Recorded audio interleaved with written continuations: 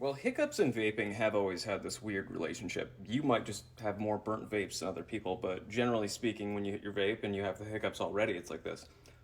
I want to vape though.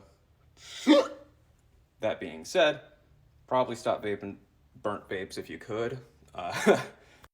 I eat sea moss gummies to kind of help my lungs exist better with my vaping habit, but I'm not trying to make it sound like sea moss is going to help whatever you're describing if you have this like permanent state of hiccups and burnt vaping.